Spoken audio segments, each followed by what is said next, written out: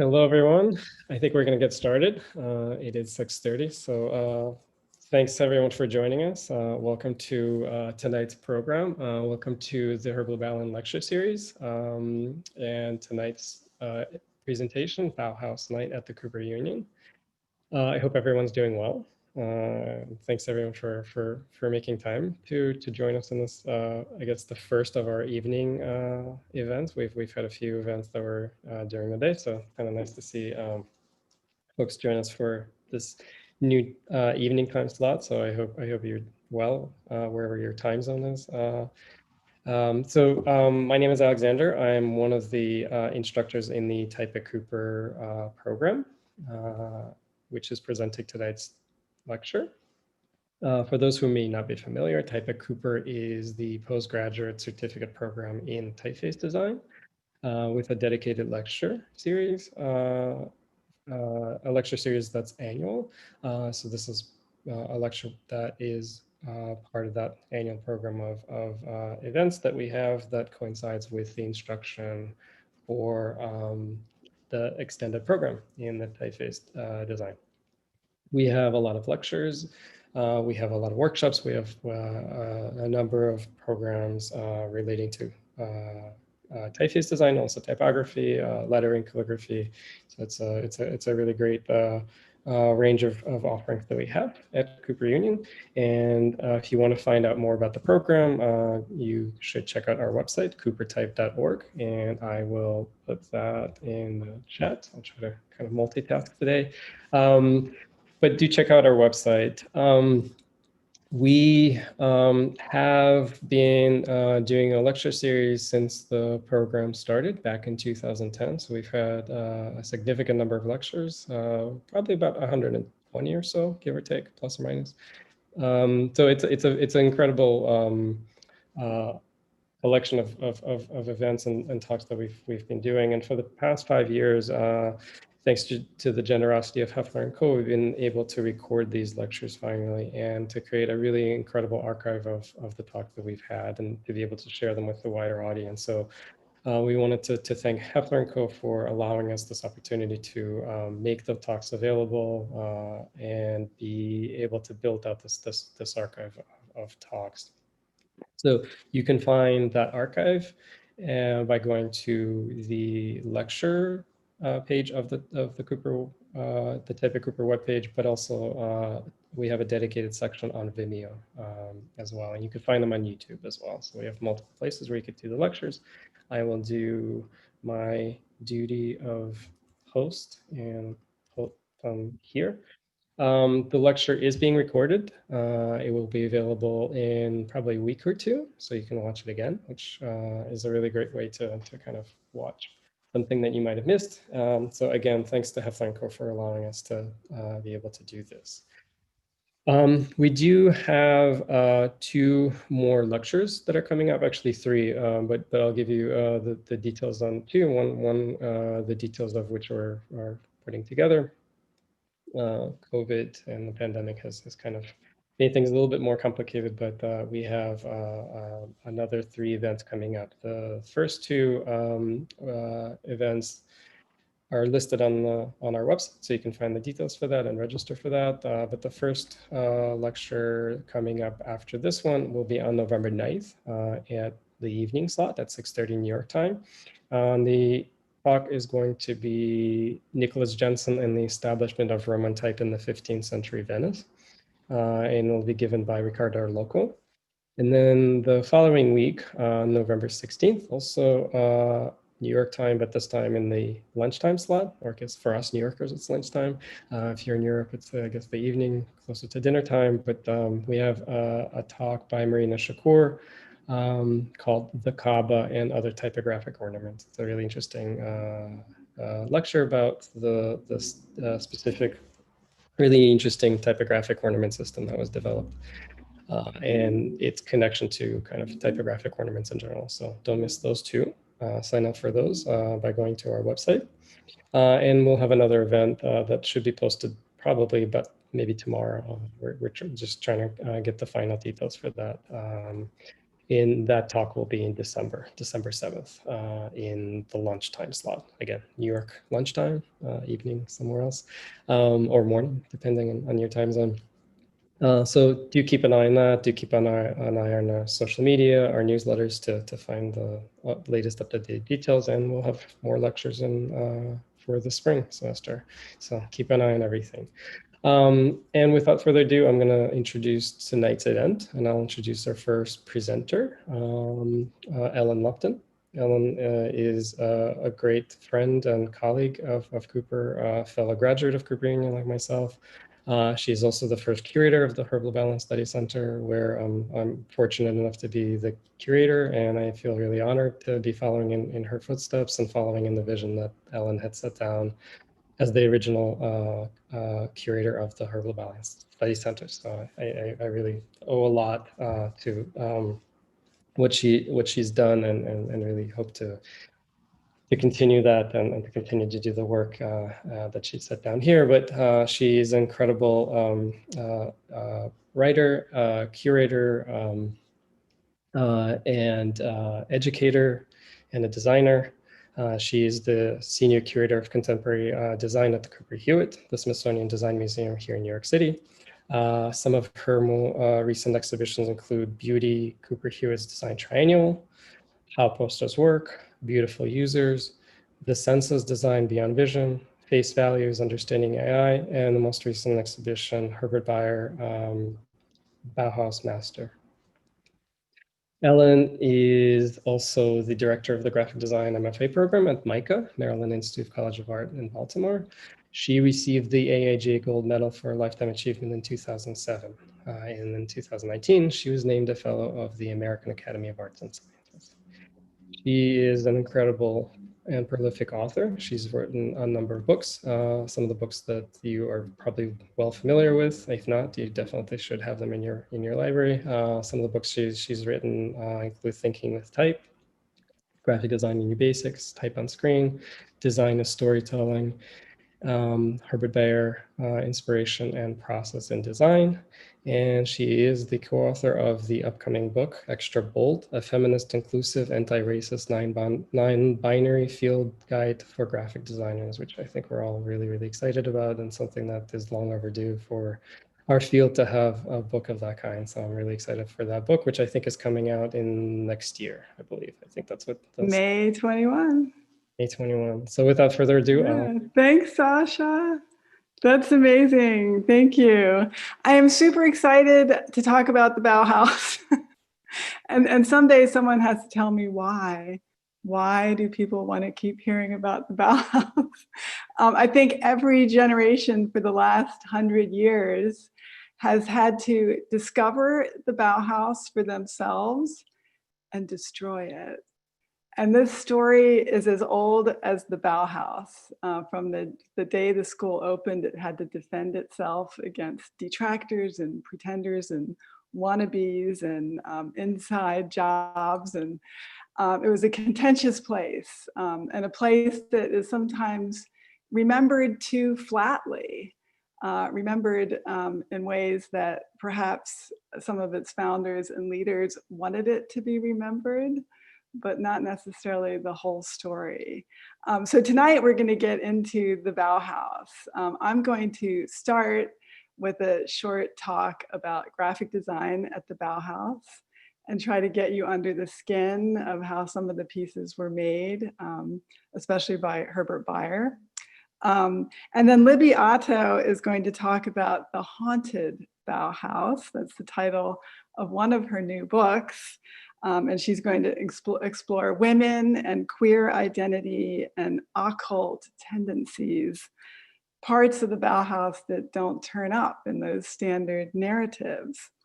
And Greg D'Onofrio will end the evening by showing us how to build your own Bauhaus. Greg's an amazing historian and collector and educator, and he's going to talk about finding and collecting original artifacts created by Bauhaus people. So you can touch it and feel it and eat it and burn it if you have to, but always love it, okay? We're each gonna talk for about 15 or 20 minutes. which means compressing all our knowledge and passion into this tiny pocket of Bauhaus glory and rage. And that will leave some time for questions and discussion at the end. So I'm really excited to do this. Whoops, and I forgot to do the optimize. Yes, okay, I'm in. Here we are. It's Bauhaus night at Cooper Union 2020. We have an exhibition installed at Cooper Hewitt. Unfortunately, it is not on view because our museum is still closed. And this beautiful exhibition is about Herbert Beyer, and it features work from the collection of Merrill C. Berman from Cooper Hewitt, and also from Greg D'Onofrio, who's here tonight. I'm really excited to also say that we just published a book about Herbert Beyer, which includes work from those collections as well. A beautiful little book published with Moleskine Books. So it's really fun to get this Herbert Beyer material and his story out there. So once upon a time in Weimar, Germany, an art school was created, and its founding director was Walter Gropius. And by the time Gropius left the Bauhaus in 1928, it was the most famous art school. Why? Well, partly because wonderful things were made there and great ideas were tested and contested at the Bauhaus, but also the Bauhaus was very good at publicizing itself, very good at telling its story. And graphic design was one of the tools it used to create that myth and to get that story out. The first leader of the Bauhaus basic course, which was basically freshman year, where you come to art school and get to erase everything you learned about art in the past. That first basic course was run by Johannes Itton, who was a Swiss painter. And Itton was quite an eccentric character, and he was influenced by sort of a pseudo-Eastern philosophy and by expressionist art. And he brought his students into a kind of whole body experience of teaching and learning and unlearning art. And so you would use your whole body to create drawings like this one, which were meant to kind of loosen up the spirit, loosen up the soul, and create something that's kind of a graph of feeling. He made some typography as well, and I don't have time to get into that, but I think it's very important to note these early years at the Bauhaus were loose and expressive and handmade and spiritual in their foundation. Alas, the architect and the mystic did not get along, and Itton was basically forced to resign and left the school. And he was replaced by László Moholy-Nagy, an amazing Hungarian artist and writer and theorist who also became a designer. He came to the Bauhaus to do things differently and to create a kind of new approach to design influenced by constructivism. And he worked very closely with Gropius to create the school of the future, a school that would really bring industry and design together. Another young designer at the school was Herbert Beyer, who became a student in 1921. And when he joined the school, he was sort of the perfect Bauhaus student, because he really didn't know anything. He didn't know anything that had to be erased. So whereas Moholy-Nagy came with a lot of theory and ideas about the avant-garde, Herbert Beyer really came with innocence and came to the school and started to create graphic design. Herbert Beyer walked 258 kilometers to the school. I think it's really important to kind of put yourself in the mind of these young people who worked hard to get to the school, who didn't have much money, who often didn't have much to eat, didn't have much food, including Moholy-Nagy, who was one of the faculty members, right? Who just, came there out of a passion and did the work at the school. It's quite something what they experienced. This is an early piece by Herbert Beyer. It's a postcard design, and it's a maquette for a postcard. And the entire thing has been painted by hand. So the print shop in those early years at the Bauhaus in Weimar, press printing, stick printing. And so pieces like this were hand produced, including the lettering and the illustration. And it's really fun to look at these pieces. These are from Merrill Berman's amazing collection. And to actually see the original where Herbert Beyer is creating this lettering.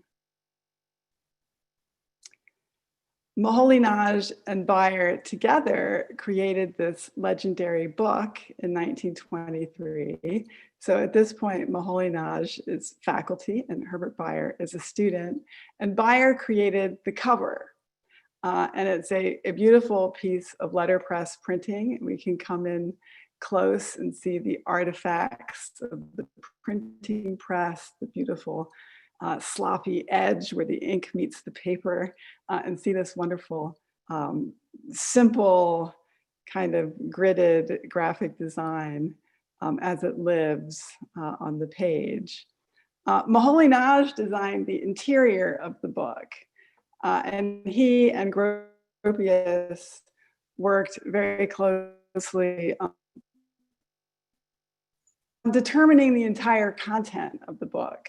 So when we say Moholy-Nagy designed it, that makes it seem too simple. It's like they worked out page after page how this book would tell a story about what the Bauhaus was, what would be featured on the book, what would come through as the iconic image of what the Bauhaus was trying to be in 1923, which was the school of the future, right? The school that was marrying ideas of science and geometry and industry together.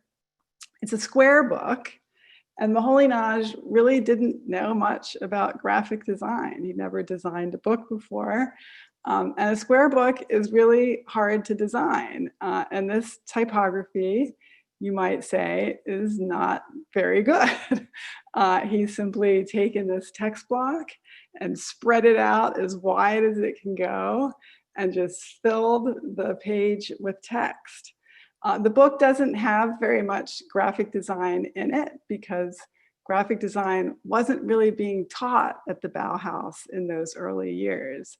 But it does have this essay by Moholy-Nagy called The New Typography. And it's a one-page essay, perfectly designed and written to fit on a single square page. And this may be the first time that the expression, the new typography, was used.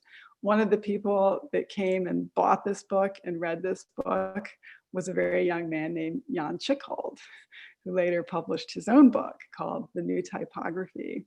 And so even though Moholy-Nagy didn't really know what typography should look like yet, he knew it was important to the future of design and art. And so he wrote a manifesto that in essence preceded what design might look like, what typography might look like. So you can see him here running his type, at cross angles, and it barely fits on the page. There's barely any breathing room, but he has this concept of this liberated typography.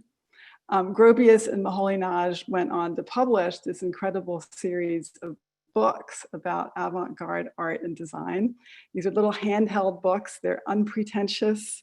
They're all written by artists and designers who were working at the time, not by scholars or followers of design, but by the creators. And Moholy-Nagy designed the format of the book. He designed the covers, he designed the interiors. And as he did that, he became a better graphic designer through the act of doing it. And so I love for students to know this, that this amazing man jumped in and just started inventing what graphic design should be just by doing it and kind of blundering through it and getting better and teaching others and creating these wonderful artifacts of modern design. In 1925, the school moved to Dessau, a city near Berlin, and now had a completely new building designed by Walter Gropius and with signage designed by Herbert Beyer. And this is an incredible diagram of Dessau by Herbert Beyer, showing the city kind of at the center of the known universe, right? In the middle of everything, and showing how far it would take to get to Moscow, Paris, or Stuttgart. When Beyer returned, he was a young master. He returned as faculty, and he was tasked with setting up a modern letterpress print shop at the Bauhaus, where people could learn graphic design, but even more importantly, they could produce all the ephemera and catalogs and posters and advertising that the Bauhaus needed to get its stuff out, right? To get its word out. So the young Herbert Beyer returned really as part of the inner circle and one of the more influential people at the school. This famous photograph showing faculty on the roof of the Bauhaus has the three designers, the three graphic designers there kind of in the middle, and forgive my pixelated image.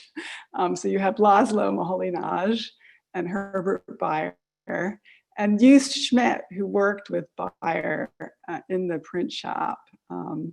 Moholy-Nagy is the visionary. He's really the one who had the big ideas, and Beyer was more of the professional carrying out the vision of the Bauhaus. And Just Schmidt is really the unsung talent, someone who deserves a whole book and exhibition and study of himself. Some of the things that got published there in that basement print shop include letterheads, and Herbert Beyer designed these letterheads. Letterheads were considered a very progressive form of experimental design at that time. They were functional. He was defining space in a new way, using type to set up the grid of the page and show people where to put the information, right? It wasn't just plopping an ornament at the top.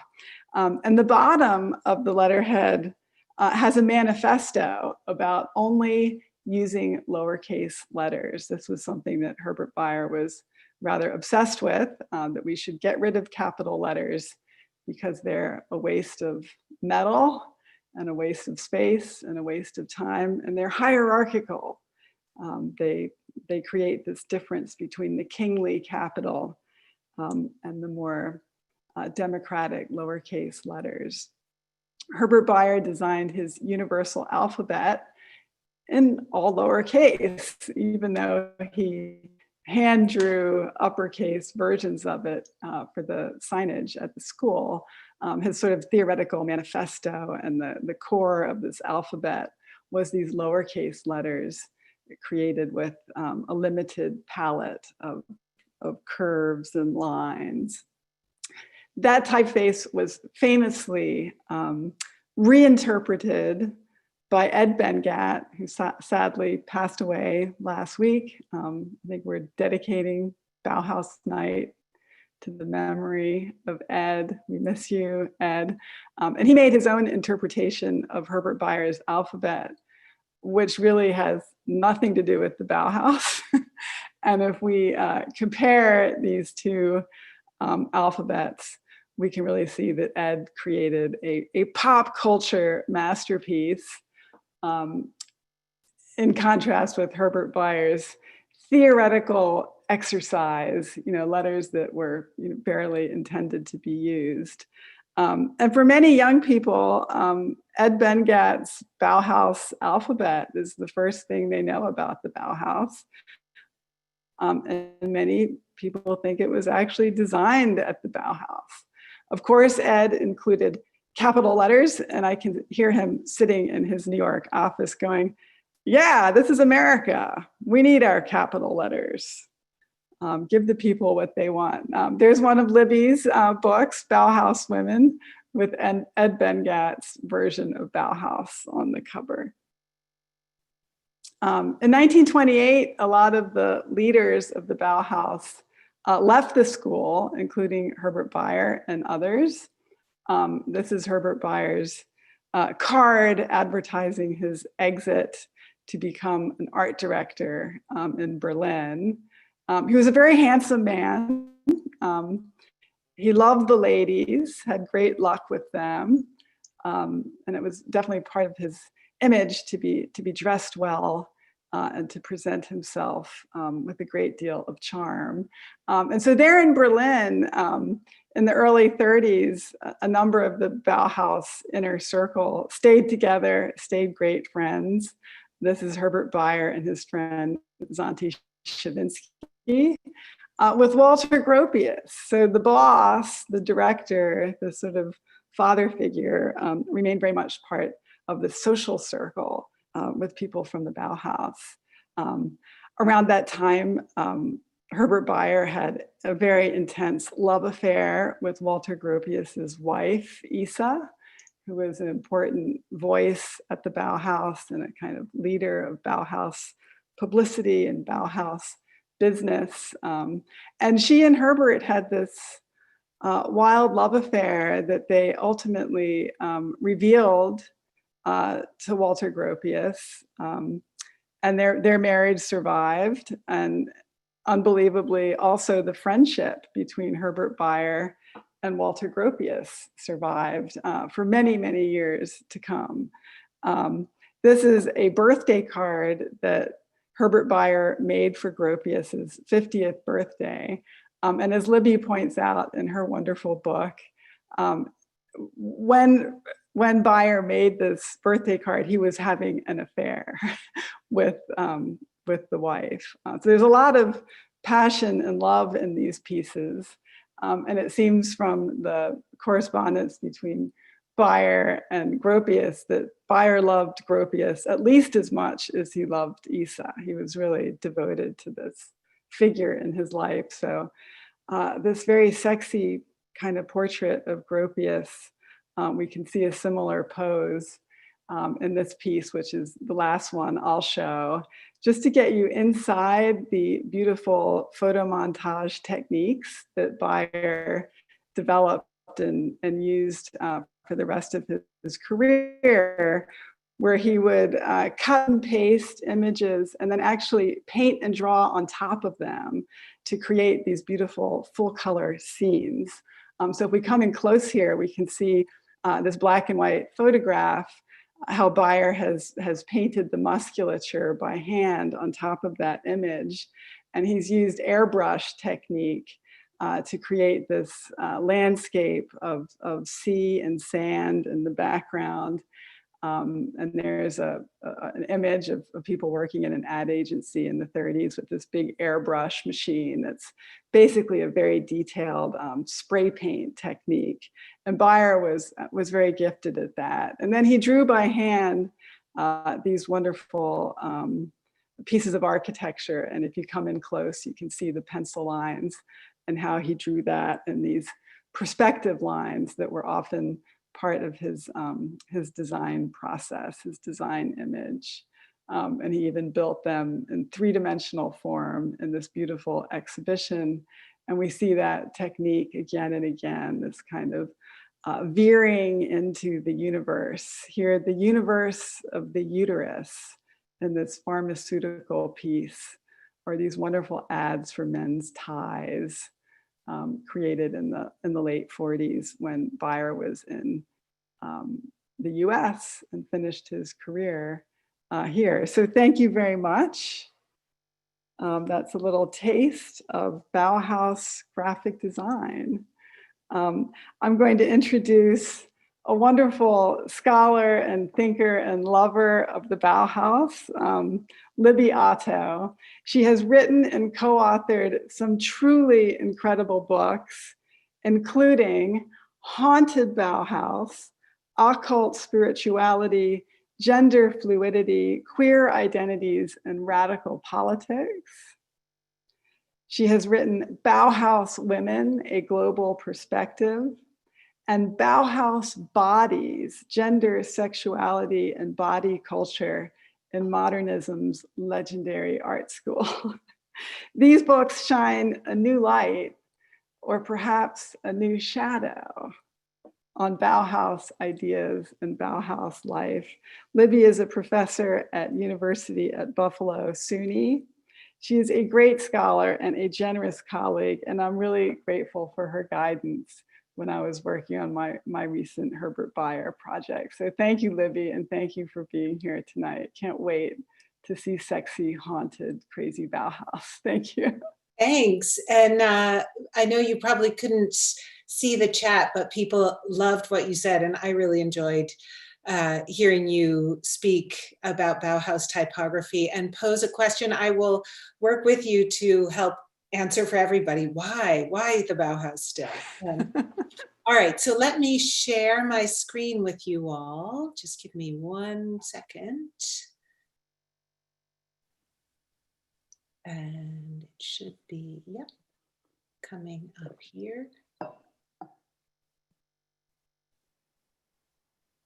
Okay, can you all hear me?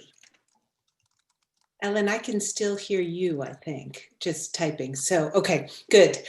All right, so hi to everyone. I wish we could be together, but while Ellen was speaking, I got to get a sense, a little bit of at least a couple of you out there. So greetings, and greetings to those of you who are silent too. So what I'd like to talk to you about is partially this question that Ellen set up in terms of, you know, why the Bauhaus still, but also I think maybe also what more of the Bauhaus. I think we have, there were so many people there. There were in fact 1,253 people who we can count as Bauhäusler, as they called themselves. Any member of the Bauhaus, whether teacher or student, was a Bauhäusler.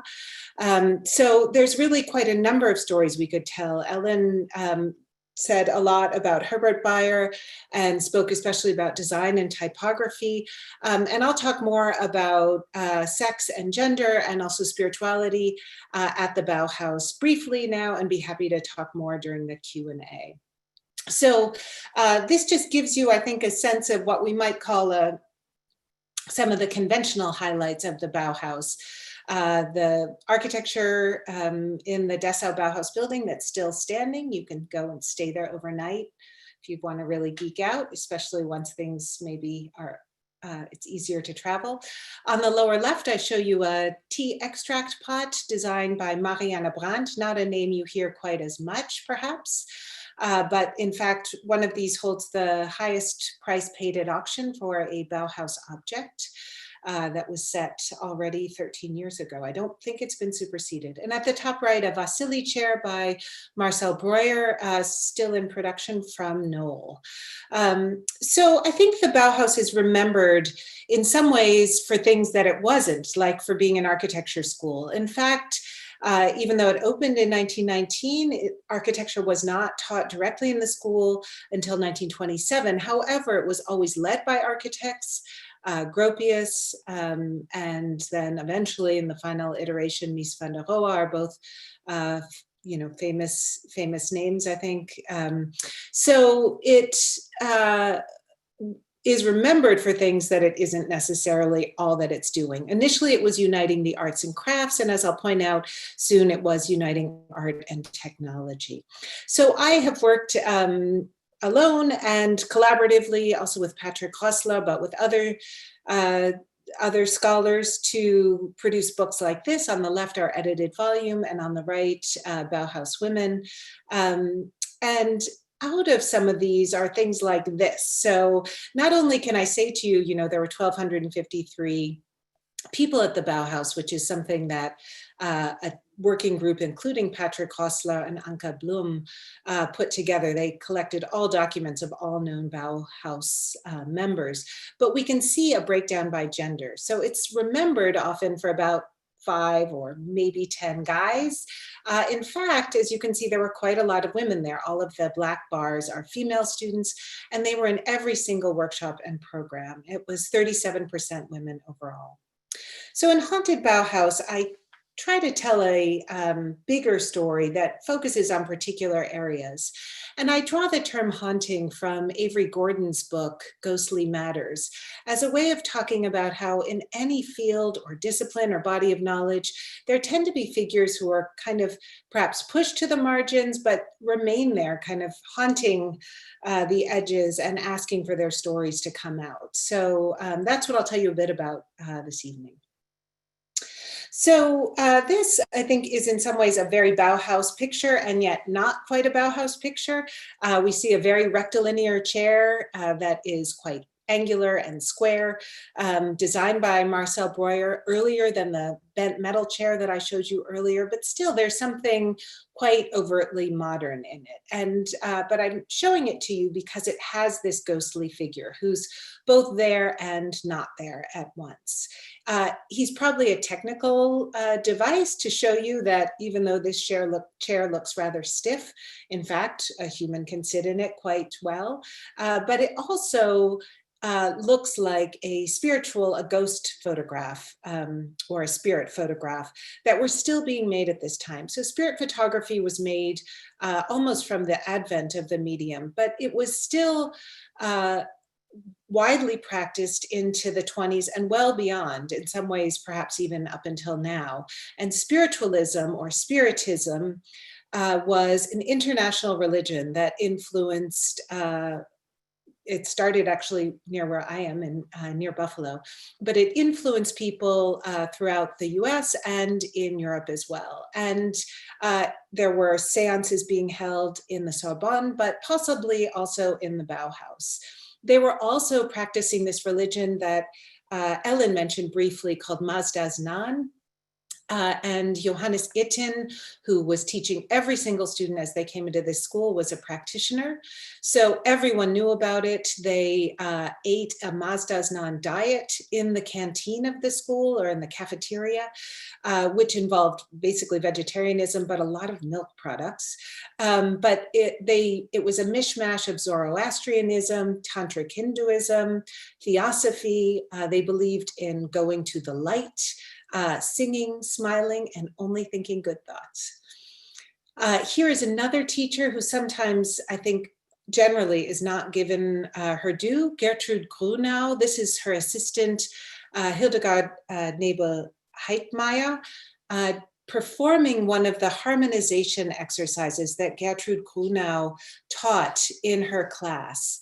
And the idea was that by unifying, sort of using the body as a perceiving instrument to unify sound and the experiences of sound, the experience of color and movement, the body could come into harmonization. So it was a form of practicing and cultivating synesthesia, something that Vasily Kandinsky, who was also teaching at the Bauhaus, believed was very important. And in turn, because he wrote about this on the Spiritual in Art, this was broadly influential in Europe and at the Bauhaus. But this movement therapy was also quite influential in the early Bauhaus. When László Moholy-Nagy comes to the school in 1923, the other masters refer to him as the constructor. If you look at the meeting minutes, they keep saying, well, when the constructor gets here. I think that's actually partially because they weren't sure how to pronounce his name, but he also was, seen as this constructivist figure who was really going to change things. So it's right around this time that this change from unifying art and craft to unifying art and technology is coming about. So he's kind of a figure who is seen as the pinnacle of the closing down of the spiritual at the Bauhaus. And yet, if we look at an image like this, which is a photogram, it's made very directly, we can see in some ways perhaps traces of the spiritual through this ghostly presence and absence of someone. This area here where you see a little bit of blurring of the image is actually probably traces of the oil from his face on the image, and his glasses have become kind of devices for the image rather than technical usable elements for him. And in fact, László Moholy-Nagy and his wife, Lucia Moholy, were both well aware of Názdasnan. She was a practitioner to some extent and very interested in spirituality. So the split we see between science and spirit, it was much less of a split to them. It was much more porous. And someone like Joost Schmidt, who Ellen also mentioned before, who's often seen as very rational. He was quite dry in his teaching and a lot of his design. But when he continued teaching the preliminary course, he taught yoga. And here he's teaching, this is his lecture notes, actually. They're much more ordered than mine are. And he's teaching how the chakras work as a part of his basic training of the students. So here's a more typical image of László Moholy-Nagy as a kind of constructor. In my second chapter, I turned to talk about masculinities and how at the Bauhaus, a lot of artists seem to be invested, like many of their peers after World War I, in kind of creating a new kind of artist ideal that unifies the engineer with the artist, creates a new role for the artist in society that won't involve salon art, as Walter Gropius called it, something that's just for sale and just a plain commodity, but really to be useful. So on the one hand, we see images like this, which is shot by his wife, Lucia Moholy, who was a very important Bauhaus photographer, even though she was not technically on staff. But we also see him and other Bauhaus members kind of playing with their own image and with that of their peers. So I argue that what they're doing is kind of working prophylactically against another stream of culture in Weimar Germany, and that's the rise of fascism and this constant kind of pushing towards, moving past the fact that Germany lost the war. There were many that claimed they were merely stabbed in the back. Anti-Semitism was already a part of this line of argument. And they're driving towards a form of masculinity that will come to fruition in sculptures of artists like Josef Torak, who I show you here, or Arno Breker. And I think pushing against that, László Moholy-Nagy and other men at the Bauhaus create images like this, but then they also undercut it at the same time. So he took this photograph that he sometimes used, he cut it down and used it as his own headshot and printed it negative, printed it as a shadow, just a sort of cutout silhouette, as this gouache figure here, and where a sharpshooter is shooting through his heart. So he's showing himself as kind of desirous, envious, jealous. He's feminized himself with these dainty women's feet that he's montaged in. And he created a whole series of these images, and he was not alone. So with these shadow masculinities, that's what I talk about in my second chapter. I then turn to look at Bauhaus femininities. I think, especially having worked on the Bauhaus Women book with Patrick Rossler, I, in my mind, had a new archive of what the Bauhaus was and, how we could tell this just the whole Bauhaus story only through its female members. So I didn't just want to write a chapter about, hey, there were women at the Bauhaus. So I looked at how a lot of them were using design in this kind of transformative way. And I start off with this image by Ray Suppot, who came to the Bauhaus, named Erna Niemeyer. This is something, especially if you work on women artists, not only did they often take artists' names, like many artists do, they often married. So she is called Erna Niemeyer. Then she starts to be called Ray or Renata Richter. She publishes under that name for a while. And eventually, most of her life, she bears the name Ray Suppot. So I call her that just exclusively so we know who we're talking about. So in this journal, she published The Transformation Dress, which is one dress that can end up being at least 10 different outfits. There were different iterations of it where you can go away for the weekend or go out for the evening by putting on a longer skirt. There was a version with culottes. Ray Suppot, as a designer, clothing designer, was a pioneer of culottes. But she started off at the Bauhaus as a weaver, like many women did. But when she left, she quickly, in Berlin, through Bauhaus circles, became a filmmaker.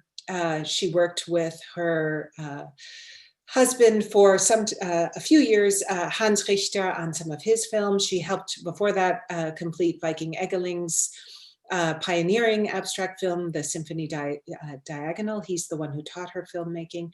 And she eventually taught herself to be a photographer, working with her second husband, the surrealist poet and journalist Philippe Suppot. And I'll just show you this one photograph of hers. Eventually, because the Suppots had to flee North Africa with the Nazis on their heels, they end up in South America rather, moving through the continent with Philippe, working to create an alternative structured for news and journalism for the anti-fascist French forces. And Ray Suppot had no camera, no equipment. She'd had to leave all of her materials behind, and yet she manages to make this photograph, sort of again transforming herself and using the materials at hand. And that's at this county fair. She plays a game where if you shoot a bullseye, what happens is it takes your camera. So she takes your picture. So she made this self-portrait kind of on the fly. Just very briefly, in terms of transformations, I want to mention Friedel Dicker, who is a great favorite, I think, also of Ellen's. We agreed I'd show this slide that she had originally made to show you of some of the typographic design that Friedel Dicker made, working together with Johannes Itton, producing this volume called Utopia in 1921. So we may talk about that a bit more. Friedel Dicker came to the Bauhaus kind of as this multi-talented student of Johannes Itton's. She was one of the students he brought with him from Vienna when he first became a teacher there in 1919. And she did bookbinding. She worked in the costume shop. She did street puppetry because she just kind of could. She became the first woman to create a flat-roofed architectural design, actually, that she did together with another Bauhaus student, her partner and collaborator, Franz Singer. And this was the first design that had a flat roof with a female architect behind it. It wasn't built, but still. They specialized together, Franz Singer and Friedel Dicker, in interior designs, transformable interior designs in their practice in Vienna. Here is the same space I show you twice for a guest room in a guest house where you have a sort of the daytime iteration at the top, and at night you could roll out this bed with your bedside table, your book presumably still on it. And they were quite successful at this, but Friedel Dicker became radicalized through her work with Montessori groups and with communists, and just during the Great Depression, starting after late in 1929 and in 1930 more, it hit Austria. She was really upset with the great class disparities and the moves to rearm. And so she changed her practice again. And eventually, I'll just tell a very truncated story of her life, but she ends her last years in Theresienstadt concentration camp.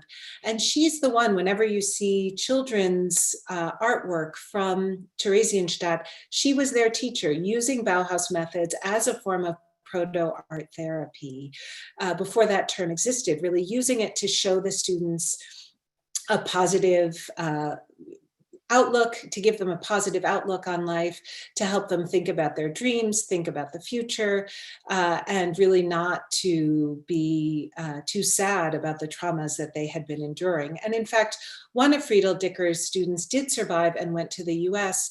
Her name was Edith Kramer, and she was one of the founders of the art therapy movement and the art therapy program at NYU. I'll just show you very briefly, because she's on my cover, the weaver Gertrude Arndt was a fantastic weaver. She ends up renouncing weaving and creates this great series of photographs when she comes back to the Bauhaus as the wife of one of the Bauhaus masters. He was her classmate, and then they married, and he was brought back as a master. And she decided not to go back into the weaving workshop, but to become what she called a do-nothing. And just really was sort of searching for what to do. And she made these very extraordinary photographs where she seems to embrace failure and embrace becoming, not fulfilling the Bauhaus's movement towards productivity. Just very briefly, I want to say that there's quite a lot I could say, and it's hard to pack all of this into a short period of time. But homosexuality during the Weimar Republic, male homosexuality, was criminalized under paragraph 175.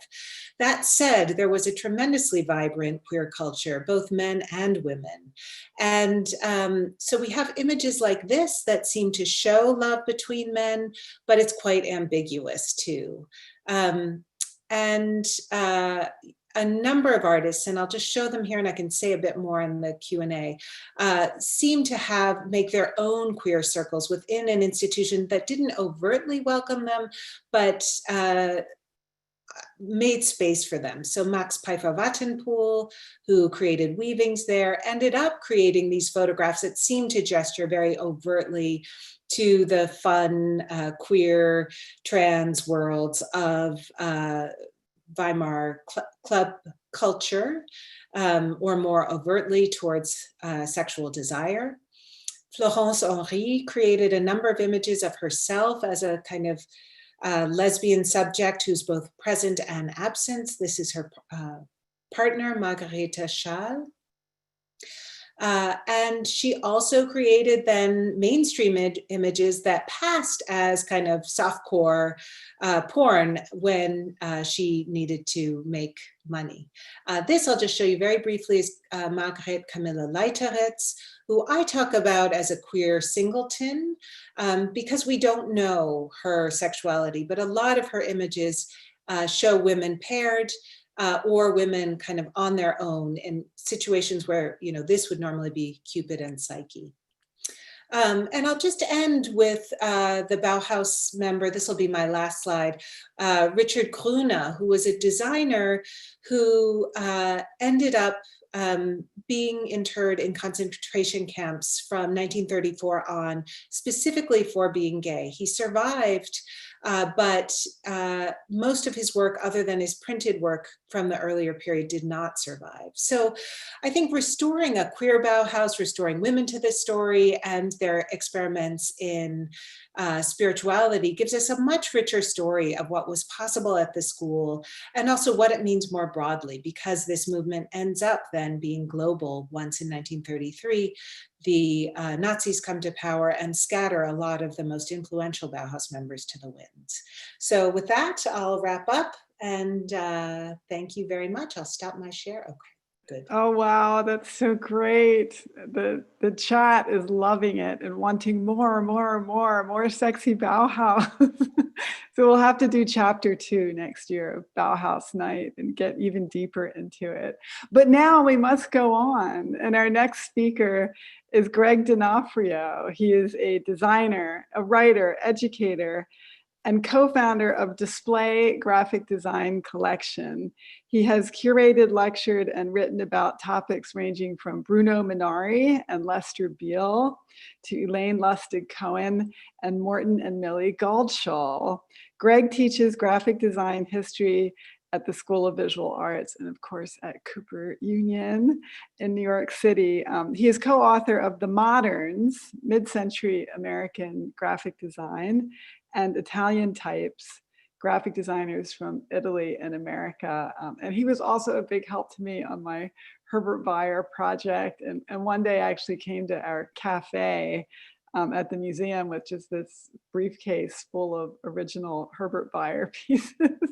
And like normally we have to like have white gloves and like security guards when we look at Herbert Beyer pieces. And we're just in the cafe drinking coffee and touching this stuff.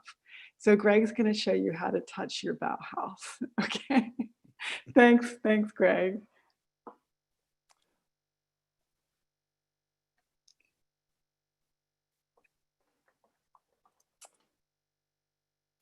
Okay, excellent. Everybody can hear me? Yes, okay. Huge thanks to you, Ellen and Libby, and also everybody at Cooper, Sasha, Kara, Miranda, and also Gabe.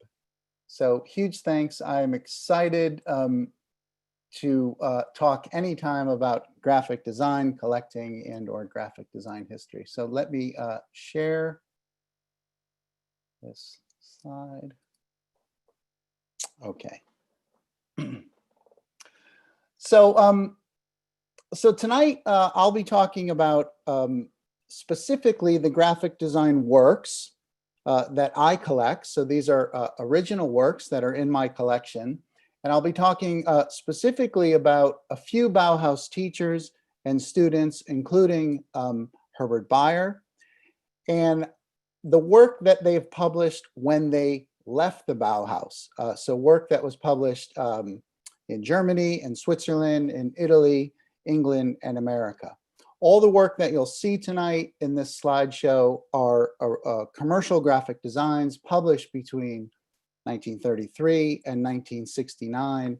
And in case I have to mention it, all designed without the use of a computer. So as I said, it's a personal collection, and all these items were purchased by me at auctions, antiquarian booksellers, online websites, also from other collectors, either private or public, and yes, I must admit, even eBay. I do not collect works published at the Bauhaus, mostly because they are either too sought after, too scarce, or simply beyond my budget. So after leaving the Bauhaus in 1928, Herbert Beyer worked as the art director for Studio Dorland, one of Berlin's largest agencies, also with offices in New York City. Beyer designed this innovative and functional two-color oblong furniture catalog for the Zurich firm Wobendorf. It's a practical catalog that features removable pages of modern furniture, chairs, tables, beds, sofas, etc.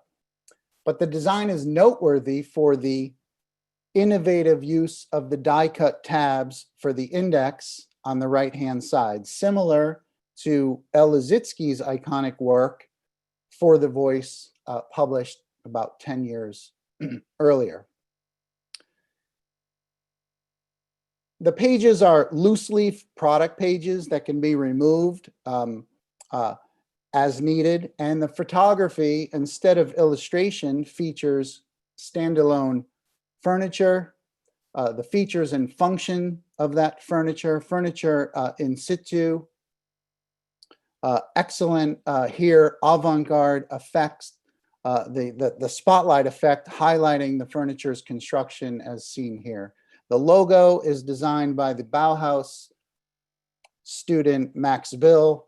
More on him later.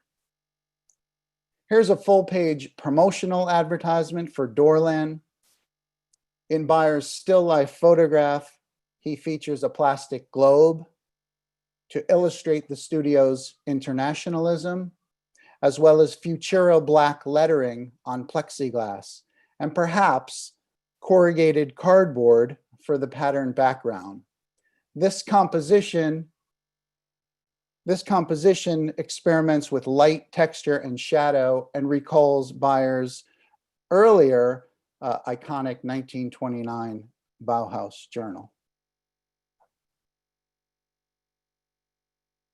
Beyer designed multiple works for the Berlin type foundry Berthold. This type specimen is for the French fat face Normand or Normand italic. And on the left, you'll see transparent vellum covers that are printed with red ink.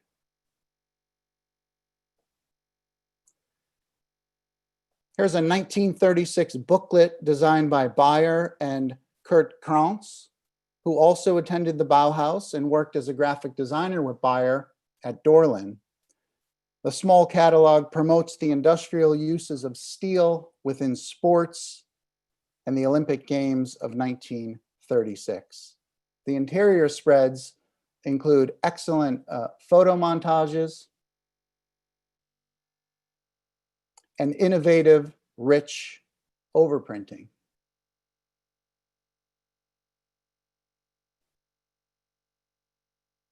Beyer was responsible for the typography and cover design for Art and Industry by Herbert Reed in 1934. The jacket on the left featured a wood wall relief by Alvar Aalto. Curiously, the photo was suggested by the publishers after Beyer's suggestion to use a photograph of an early Chinese vase was rejected as not being modern enough. Although the book is modern by British book standards of the period, it did reject a major rule of the new typography. Instead of a sans serif, Beyer opted to use an elegant serif.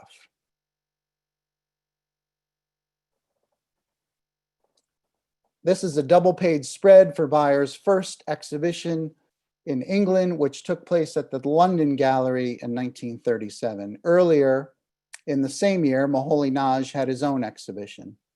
The catalog is set in Beyer's own type, Beyer type, and the introductory text by Alexander Dorner states, "To be a creator does not only mean to change the concept of the world, but also to enlarge it. If there is an artist who has grasped this, who is creative in this way, it is Herbert Beyer." The Swiss designer and photographer T.L. Ballmer also studied briefly at the Bauhaus.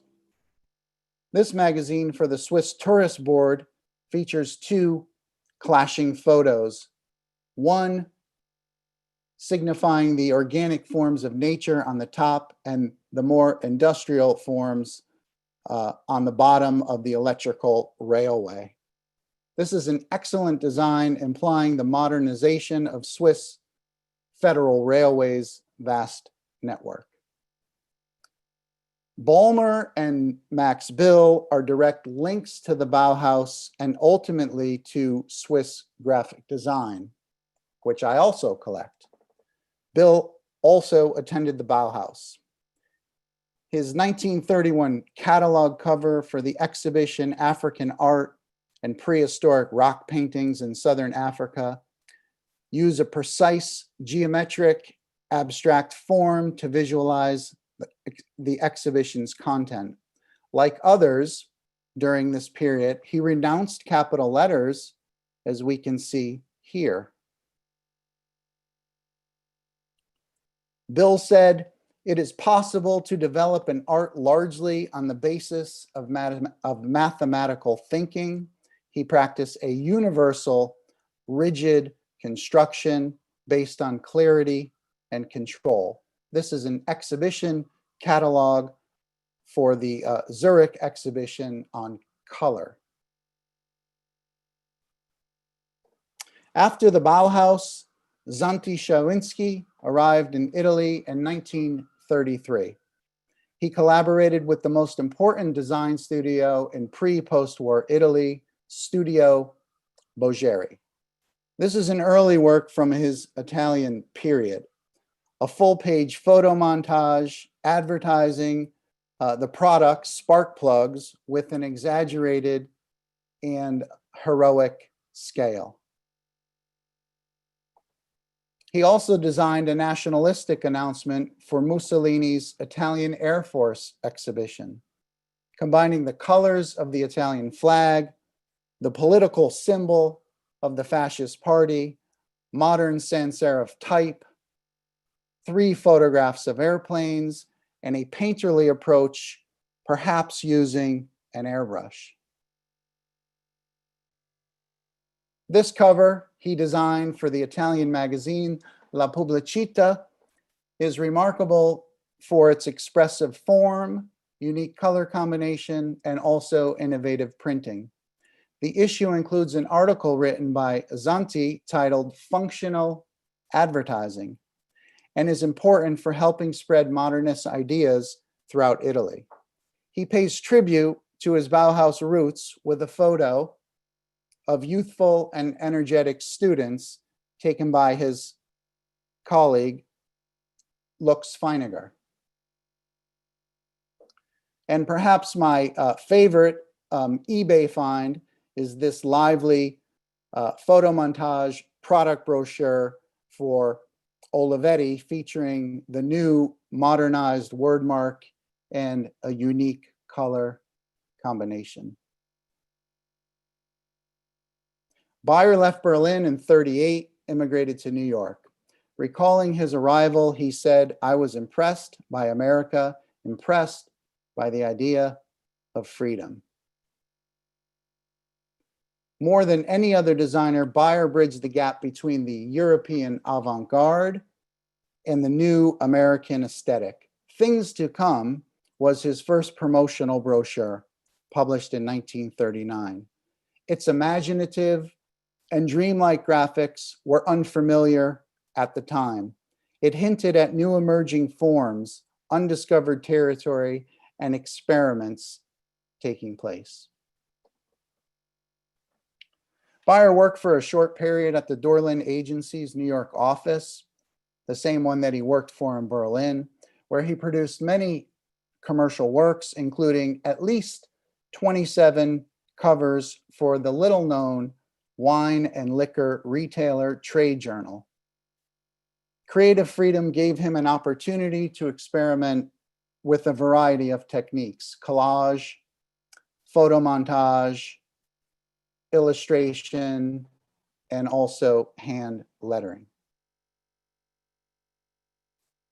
He did many commercial works, including advertisements for fabric companies, for French textile manufacturers who also had offices in New York. The hand is so prevalent in avant-garde works from the 20s, including the Bauhaus and beyond. Certainly, in the US during this period, these advertisements were new, modern approaches to familiar products. Here's an excellent find. This magazine cover, also found on eBay, is from the 1945 issue House and Garden. The interior incorrectly credits Herbert Beyer as Howard Beyer, the designer responsible for the cover's abstract composition.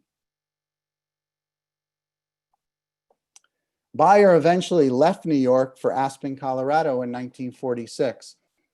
I don't collect this period, but this cover for the exhibition of the American artist was too good to pass up. It recalls Beyer's modern and functional typographic roots. In 1933, Joseph Albers and his wife Annie arrived in America to teach at the progressive Black Mountain College in North Carolina.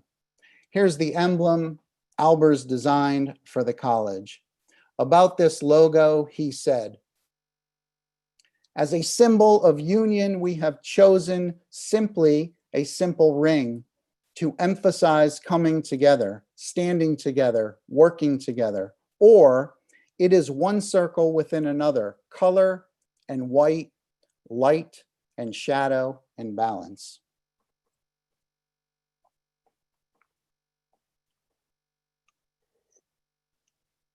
Here's a relatively new acquisition. And actually, I don't have all the details.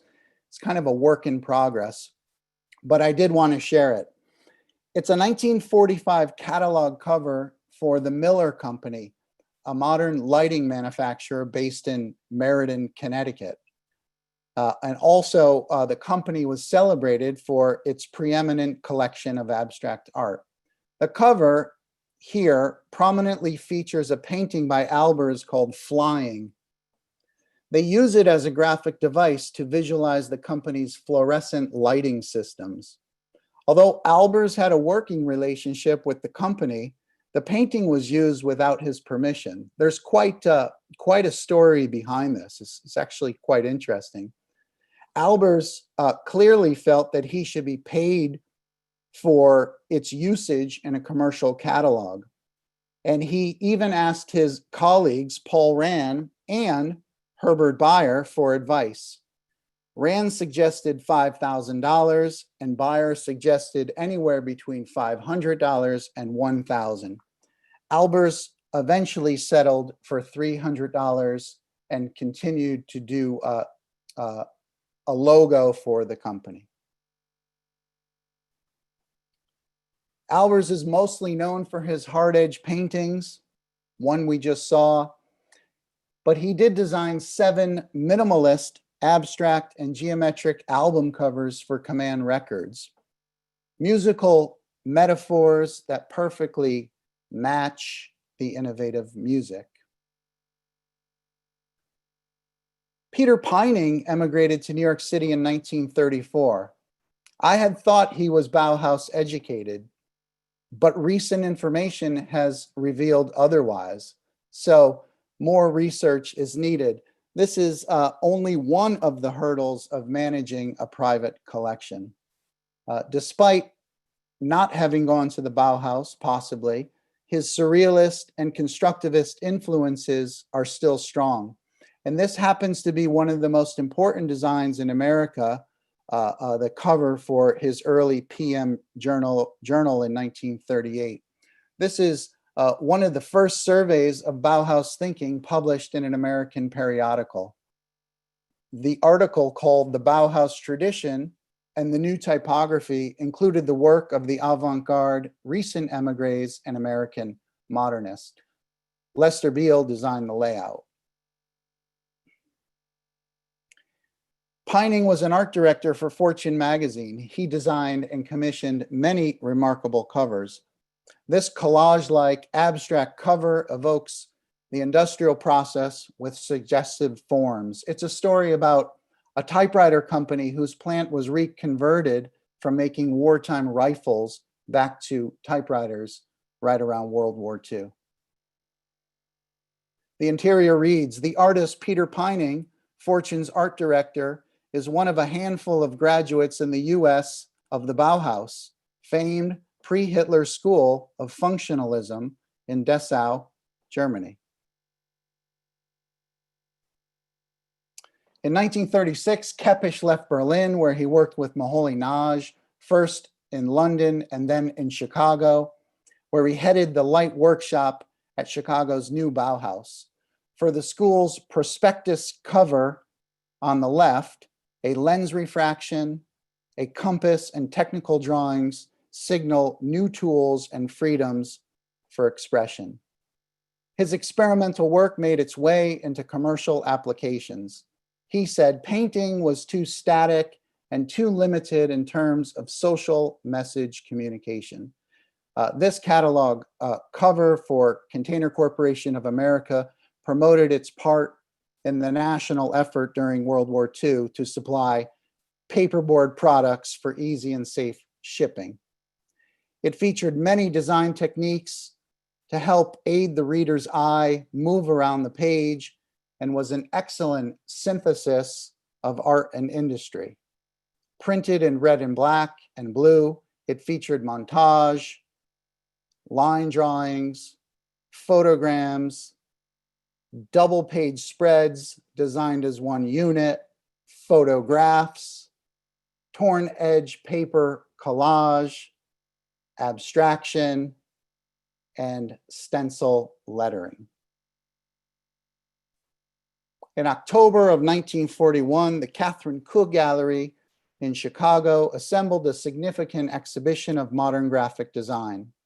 Developed alongside Moholy-Nagy and Kepes, the advanced guard of advertising artists brought together for the first time 9 American and European pioneers, including Beyer, Kepes, Moholy-Nagy, and others.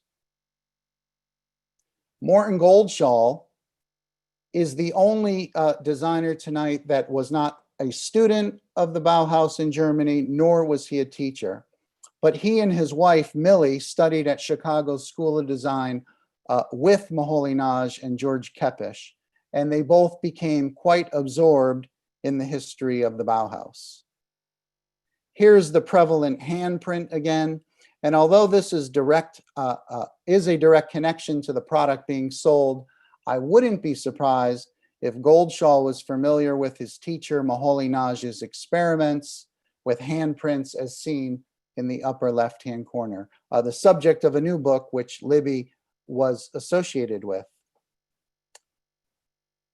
Walter Allner also studied at the Bauhaus. After working in Paris, he emigrated to America in 1949. He designed 79 minimal and bold covers for Fortune magazine, America's leading financial and business magazine.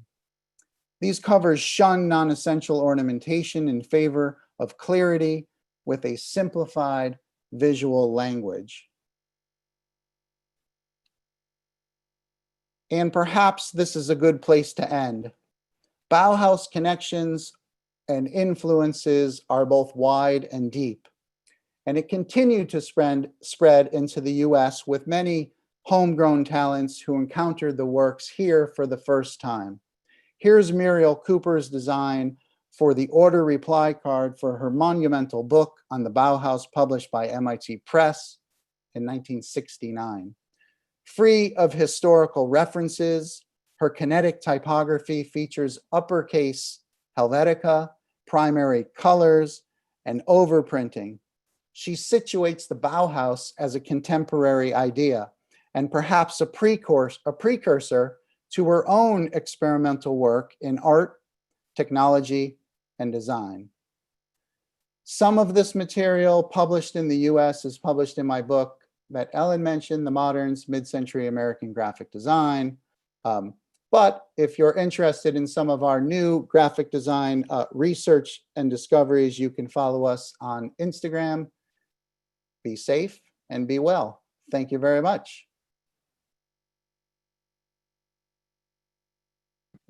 That was amazing, Greg, Libby, thank you. Hi, Sasha. Wow. So we're going to answer some questions.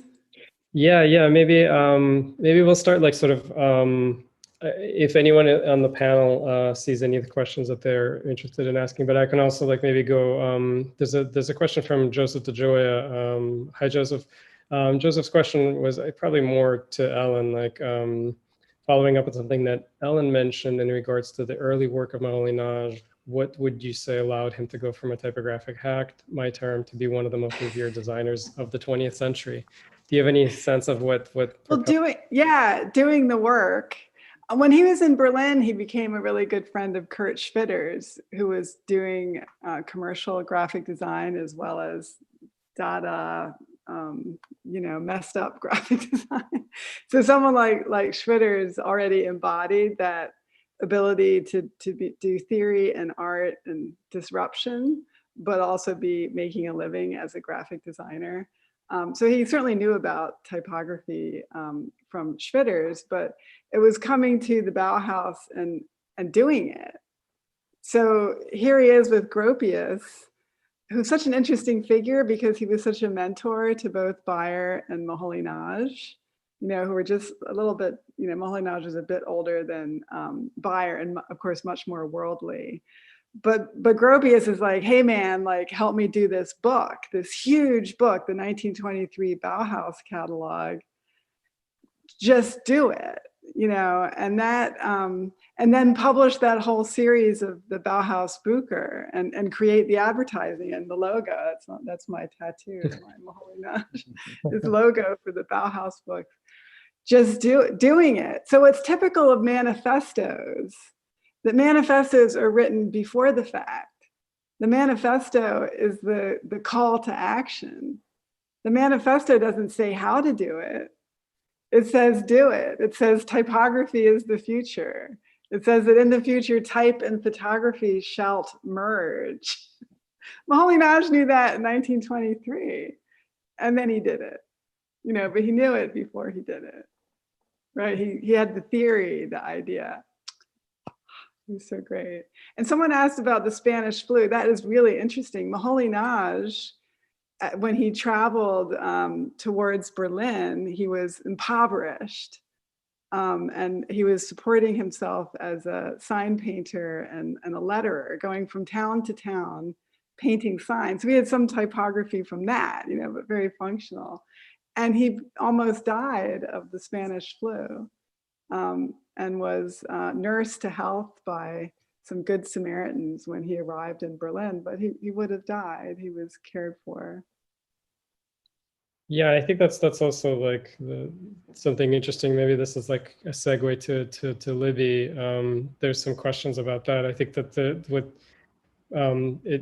Lorraine Wild asked something relating to like the connection to spirituality in terms of the losses from World War I, and I'm curious, like, and I know Libby, you answered in the Q&A, but I wonder if like maybe if there's any sense in terms of like the effect that the First World War would have had on some of the teaching, some of the principles, some of the ideas, especially spiritual ideas in Bauhaus, how the Spanish flu, as Ellen mentions, like may have played an effect. And then in terms of World War II, especially with I guess the after Bauhaus, right? Like if there's anything that you might want to touch on in that regard.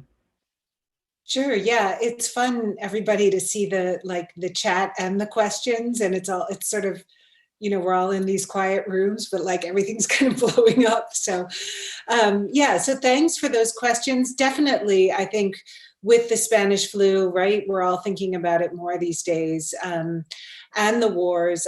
I think the war really made them all see what technology could do and what it couldn't do, right? I mean, they innovated tanks, but they mostly got stuck, and poison gas was used. There were all kinds of really horrible experiences that no one anticipated. László Moholy-Nagy, as Joyce Tsai has written really provocatively about, was actually, doing reconnaissance work with high-tech devices in World War I for his unit, his Hungarian unit. So, they were all involved in the war. They would have lost people through the Spanish flu.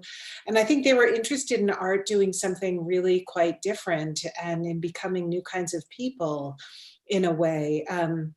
And there were also journals in the 19th century that I've just looked at more broadly that influenced a lot of these artists that looked into the science of spirituality, ideas. I've written about this together with Alison Moorhead, like, thought transfer as a real scientific thing that was they were doing controlled experiments and reproducing the drawings that people came out. And then people like Schoenberg and Kandinsky were looking at these and thinking about, how do ideas circulate through the line, through drawing? In terms of World War II, someone did ask about Friedel Dicker. She was murdered at Auschwitz. I'm very sad to say. Edith Kramer, who was that student of hers, actually speculated, she had no children herself. She really had wanted to have children, and that was not her path. And I think she really felt called to be a teacher, even having some idea of what she was heading into, certainly not knowing what we know about the Holocaust. But she and her husband packed drawing supplies in their suitcases when they knew they were going to Theresienstadt. They brought paper, people donated them stuff. They dyed all their sheets so that they could do plays with the children and like create a forest by them having a green sheet over their heads. So this student who knew her very well speculated that she went perhaps knowing that she might not come out. And her husband was sent on to Auschwitz as a carpenter. She didn't know where he was going, but she insisted on going on the next transport to where he was, which was Auschwitz. And he survived because he was needed as a skilled worker, and she was murdered the day after she arrived. There were in total 7 Bauhaus members murdered at Auschwitz, but, and this is something I'm working on now, there was also an architect there named Fritz Ertl, who was a Bauhaus graduate and a member of the SS and a very committed Nazi. So I think it's easy for us to see artists and art movements as heroic, and it's very important to know that, aesthetics does not have an inherent politics, and there were actually Bauhaus members who worked for the Nazi regime quite willingly. Yeah, I mean, I think like what's really fascinating about hearing everyone's talk is how much, or I guess like in some ways, like how little we get passed down through time. And I think that's part of the issues with kind of this simplification that happens within history. And I'm really fascinated, and I'm really happy that we have this like a much broader forum that we can talk about these things and kind of shed much more light on how unique and how interesting and different Bauhaus is from what we sort of tend to know. And I think it's long overdue for us to sort of reevaluate a lot of these things. And it's really great that we have folks like everyone on the panel doing this incredible work. And I guess if I could follow up on that, Lorraine added something, and I think it kind of touches on what I'm I guess like what I'm trying to say is the question comment is, isn't the way we have previously understood the Bauhaus, i.e. not including women, sort of a result of both the way that the Bauhaus promoted itself and also how MoMA depicted it in the exhibition that Beyer worked on with them in 1938. So weren't the myths that are being thrown off now finally their own doing? I wonder if anyone like could talk about that. I think so. Libby's the big expert, but I think so. And there's a big way in which the Bauhaus really happened after those guys left, because they took it in a suitcase and created an industry and a profession. I mean, Gropius, was he really a good architect? I'm not sure, but he was a really famous guy who used the Bauhaus to build his career for his many decades in the US. And he stayed friends with Beyer. And they all three of you said too, they all stayed friends because they were helping to sell the Bauhaus story. And I do think that the story that they told was very sanitized and masculine and heroic, and eliminated anything that looked kind of Nazi from it, even though, Beyer had some of those pieces in his portfolio as well. But that was not part of the story that he told in his life. So I don't know, Libby, what do you think? Yeah, and I'm sort of two minds on this question. On the one hand, I definitely, I mean, Gropius said overtly, there will, he says, in the founding documents, I think it's such a telling statement that there will be no distinction between the strong and the fair sex. It's like, he's like, good start. Like somebody's embarrassing uncle. But he, overtly they could not discriminate against women. And yet they did behind the scenes illegally. They said, look, we've got too many women coming in here because it was 51% women during the first semester. We've got to get a handle on this. And they reduced the numbers slowly until eventually they were a maximum of a third, which is why you end up with 38% over time. At the same time, I would say he was a realist. There were a lot of really great schools like the Letterverein in Berlin that most people listening probably have not heard of. And they were specifically teaching women things like photography and I think also graphic design, but I'd have to check that. So, I think Gropius was a realist, and he knew that if he had a school full of women, it might not be taken as seriously. And I would also say I would blame art historians roundly, my people, right? I mean, Florence Henry was in that 1938 MoMA exhibition. She was included, and yet there, to date, as far as I know in English, there's one really nice recent exhibition catalog on her. She's included in things. There's been, recently in October, Sabina Kriebel published an article. There is good work on her, but it's not, it doesn't, we all write them out, I think often. We get, because we like the stories of the geniuses, right?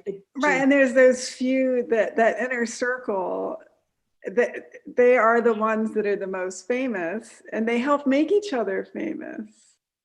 That Marcel Breuer and, Beyer, they were like all, and they also telling the story, right? I can just say one last thing. They were good too. They were good, and they cared about being famous.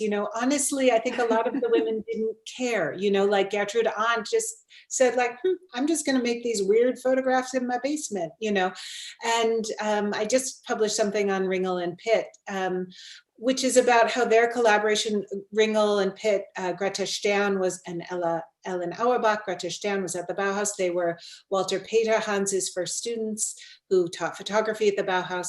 And I don't think they cared that much about being famous. They didn't care about making money, even though they had an advertising studio. It was the Great Depression. They kind of figured it probably wasn't going to happen much anyway. So, by not pushing their own image in some ways, they also then maybe didn't become as much a part of the story.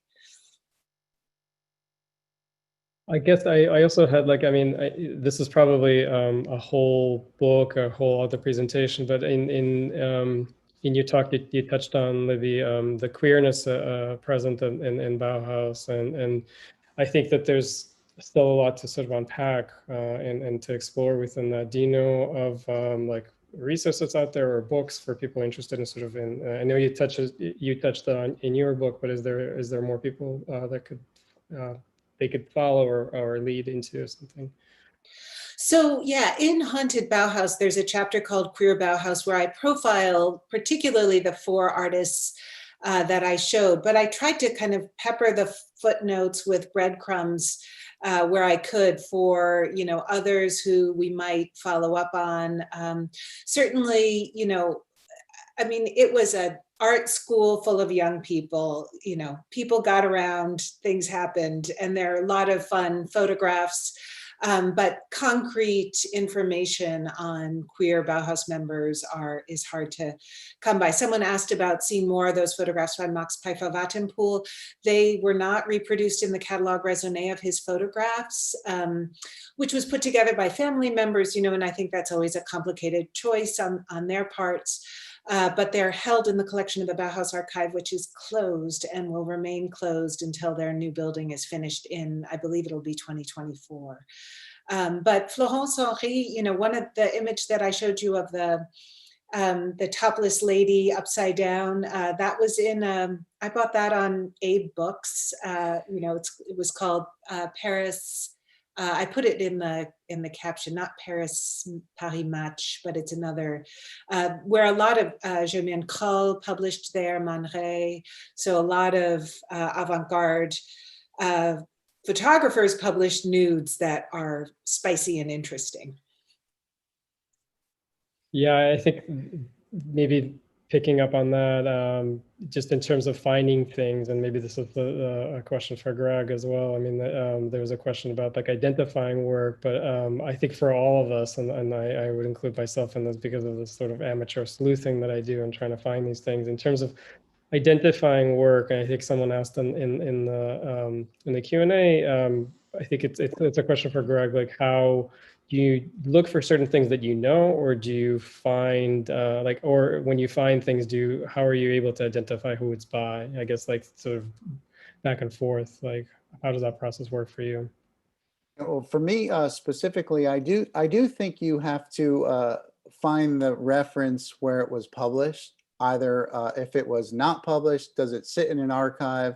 Because you can't just blindly, find something and then assume that it's one of those designers. So there has to be a specific trail back to something, whether somebody wrote about that client in a text, and then that leads you down a rabbit hole to find the work of that client published in a non-Bauhaus archive somewhere. So, I do think references and archives clearly could help you, identify works. I mean, yeah, the works are out. Yeah, or articles in trade journals. Yeah, right? and we talk too. We're talking about all these men who were doing a great job at promoting the works. A lot of these works are they're signed. I mean, they're signed works. They have an initial, or they have Beyer used many different kind of signatures. Most of the things that I showed tonight are signed. And if they're not signed, they're published in the books by those designers, or as Ellen just said, they're published in articles about those designers or something. So yeah, it's doable. It takes a lot of work. But you can also just collect stuff that you love. You can collect what you love. Exactly. Well, also, if you're collecting privately, as I'm doing, I mean, you can't collect everything. I mean, unless you have, unlimited space and funds and time. So you kind of, are narrow in the things that you like. Yeah. I mean, I think like what I've learned sort of along the way, and I am curious like to hear Libby's how she was able to discover the Paris magazine. But I think it's like doing a contextual research, looking at things of the time, and then seeing what things are being talked about, and sort of highlight it as like this is the latest greatest, and like you find unexpected things that sometimes don't get into history books because they're selective and they have to be curated, and so like some things always get left out, and like to kind of broaden the perspective looking at trade journals. But I'm curious, Libby, how were you able to find that the Paris magazine? Like what led you to discover that the number of people who were published in it? That was, a heroic bookseller who I'd have to look in my email to see who it was, or on Abe Books. But some people really do a wonderful job of cataloging what they have on websites like Abe Books or ZVAB, which seem to sort of use the same feed more or less, or eBay.